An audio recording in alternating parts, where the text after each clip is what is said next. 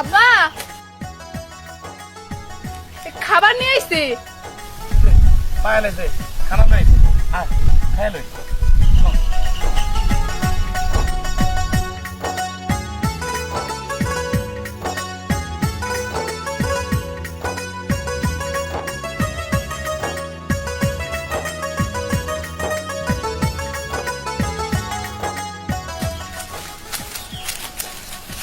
আচ্ছা বস আব্বা। বউ চাচা দে মা পেটে হেলে রানা ভাই আজকে তুমি আবার সাথে কাজ করতেছো, চাচাই দেখলো দেখো তোমারে কি বলে, বকুনি দিবে তোমারে। আরে এগুলা পেছাল পারিস না তো, বাবা মা তো কত কথাই কয়। আমি কি কোনদিন চাচার বিচারছি তোর কইতে দি, তুই কোনো চিন্তা করিস না। রানা নে মা আত্মা দিয়ে হলো দে মা। আব্বা এই প্লেটে দাও, রানা ভাই খাইবো না। খাইব নে এনতি খাইব না নে বাপ বিসমিল্লাহ বিসমিল্লাহ। কি রে মা খালি শাক বাদাম চাস আর কিছু জানাস নাই? সকাল তো সেই জন্য খালি শাক আনছি, দুপুরে তরকারি নিয়ে আসবো নে। নে বাবা শাক বাতিকা তোরা বাড়িতে কত ভালো মন্দ খাস, আমরা তো আর ওরকম ভাবে বাজার করি না। শাক দেখা বাবা।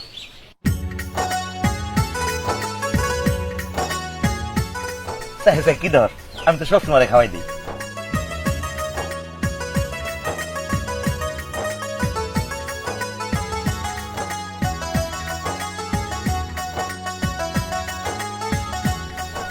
বাবা একটা কথা কই।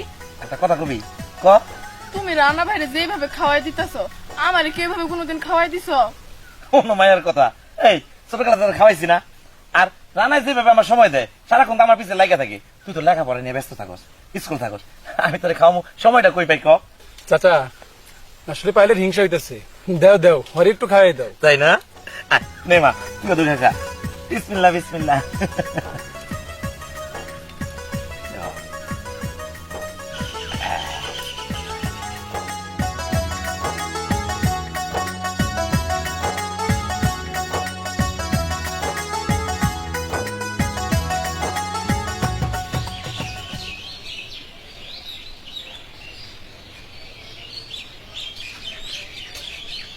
নে বাবা আদু আমি রাত দুটো তুমি তো খাওয়াই দিছো।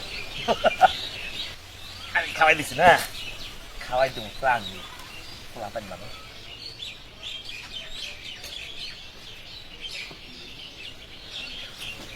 জামা চলে যা, আমরা কামরা শেষ করে আই বলুন নাই। আচ্ছা ঠিক আছে আব্বা। জানা যা বাবা তুইও দেখা। চলে যাবো চাচা। হ্যাঁ যা, আমি কামরা শেষ করে আই বলুন নাই। হ্যাঁ আচ্ছা আচ্ছা যা।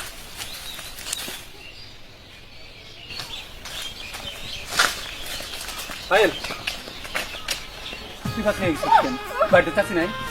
আচ্ছা চুল ছাড়ো তারপর কইতেছি। ছাড়ো। কই শোনো, মা যদি ভাত নিয়ে দিত আমি কি তোমার দেখতে পারতাম? হ এখন বুঝতে পারছি, যা তুই বাড়িতে যা, আমি আইতাছি। ঠিক আছে। আর শোনো, বাড়িতে যাইয়া তুমি কিন্তু আর কয়েকটা ভাত খাইবা, ওই কয়টা ভাতে তোমার পেট ভরে নাই, আমি বুঝছি। ঠিক আছে? আচ্ছা যা তুই।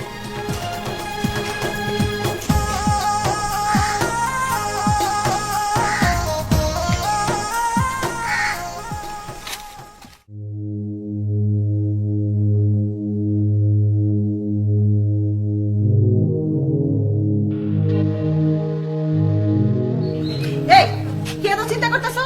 আমি যা বলেছি তাই করতে হবে, নাই তো ওই বাড়ির পায়েল এই বাড়ি আয়া দখল করবে, আমার সংসার ওর হাতে চলে যাবে। আচ্ছা তুমি যেভাবে বলতেছো কাজটা কি হবে? হবে না কেন? আমি যেভাবে বলেছি সেভাবেই করতে হবে, কিন্তু ছেলে যদি না আসে? জোর করে আনতে হবে। ঠিক আছে চলো তাহলে যাই। চলো এক্ষুনি যাবো। আসো।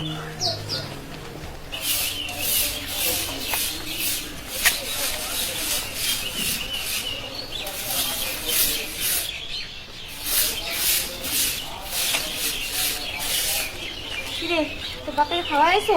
মা খাওয়াইছি। আচ্ছা ভালো করছো, তাহলে এগুলো নিয়ে ভিতরে থুয়ে আগে যা। আচ্ছা ঠিক আছে।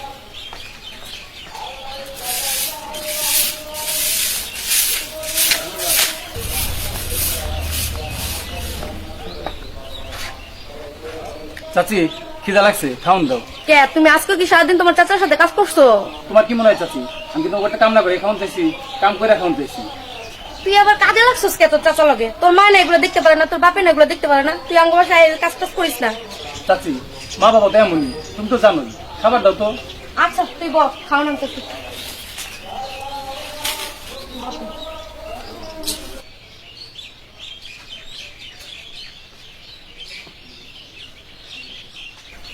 চাচি কই, খাওন দাও না।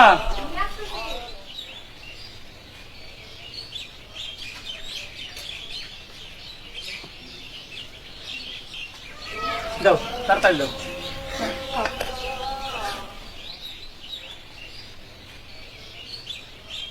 তাড়াতাড়ি খা, খাইয়া তোকে বাড়ি যা, না তো তোর বাপে আবার চিল্লাচিল্লি করবা ইসা। আচ্ছা ঠিক আছে চাচি।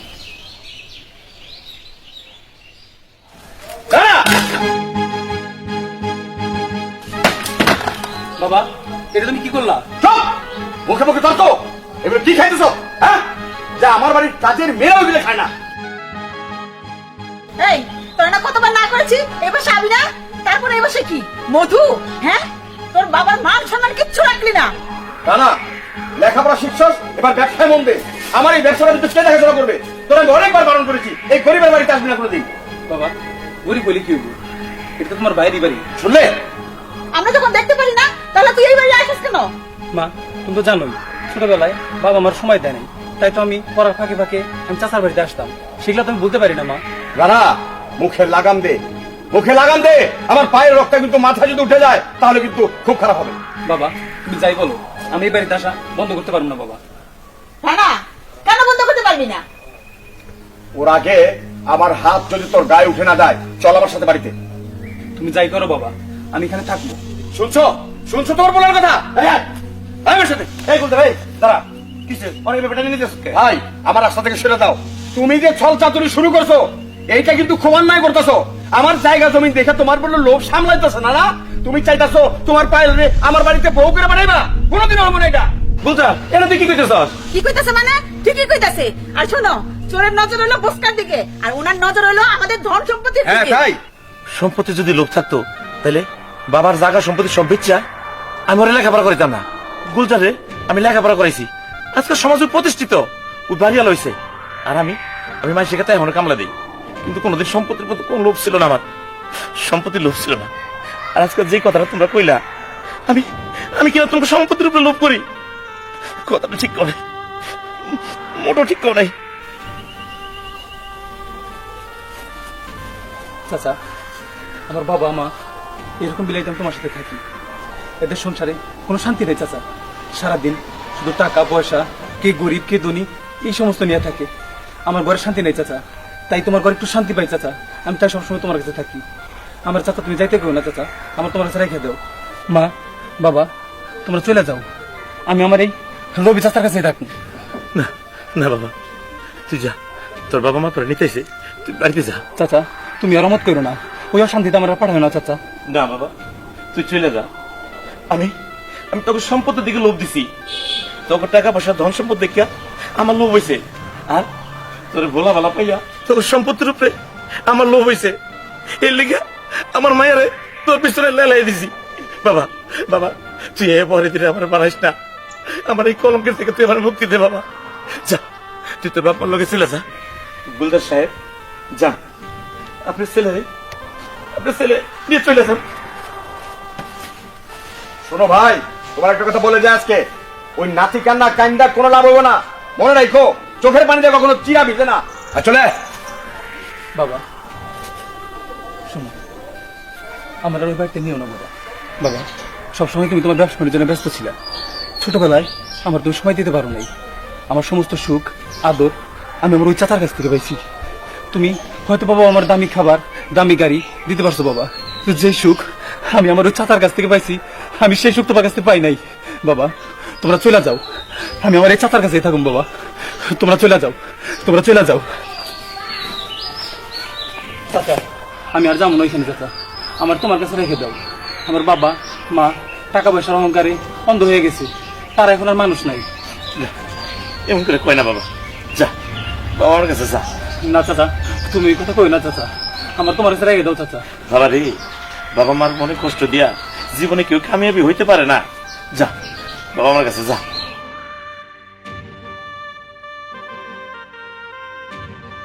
ভাই থাক, সব কিছু তোমার জন্য হয়েছে। আমি তোমার আগেই বলছিলাম, আমার রানা যখন ছোট আমি তার সময় দিতে পারতাম না, সারাক্ষণ অফিসে দৌড়াদৌড়ি বিভিন্ন কাজে ব্যস্ত থাকতাম। তোরা বলতাম যে আমি অনেক সময় দিতে পারি না, ওর চাচার কাছে যায়, যাক ভালো। পরে যখন পায়েল জন্ম নিল আমি তোমার এটাও কইছিলাম পায়েল দিদি ওরে বিয়া করাবো। তুমি যত নষ্টের মূল এই সমস্ত কইয়া আবার তুমি এনে নিয়ে আইছো, আমার ভাইয়ের কাছে আমার অপরাধী বানাইছো। ভাই ভাইরে, রক্ত কোনোদিন আলাদা হয় না রে ভাই, আমার তো মাফ করে দিও ভাই। ভাই রে, আমি আমি রানারে কোনোদিন বাতিজা মনে করি নাই। আমি আমি আমার সন্তানের মতো করে কোলে পিঠে করে ধরে মানুষ করছি। আমি ওর কোনোদিন বুঝতে দেই নাই যে আমি ওর চাচা। আমি জানি রে ভাই, আমি জানি সব নষ্টের মূলে আমার মাথাটা নষ্ট করে ভালাইছে ভাই। ভাইজান, আমার রানা যখন তোমার কাছে লালন পালন হইতেছে, এখানে ওই ভালো খুশি মনে আছে, আমি আজকে থেকে তোমার সাথে থাকো ভাইজান। এই, যা সহায় সম্পত্তি সবকিছু তোকে দিয়ে দিলাম, ওই বাড়িতে তুই থাক একলা, জ্বালান ধর করিস না, যা। ভাইজান, আমি না বুঝা আপনার সাথে খারাপ ব্যবহার করছি, আমাকে মাফ করে দেন। রানা যে আপনার জন্য এত পাগল, আজকে না দেখলে বিশ্বাসই করতে পারতাম না। ভাইজান, আমরা সবাই একসাথে থাকো, কোন একসাথে আমরা সবাই থাকবো ভাইজান। আচ্ছা, আমি আমি খুব খুশি হইলাম তোমরা যে সবাই মিললাম একসাথে থাকবার শিকার হইছো। আমরা আমরা আজকে থেকে আগের মতো এক পরিবার।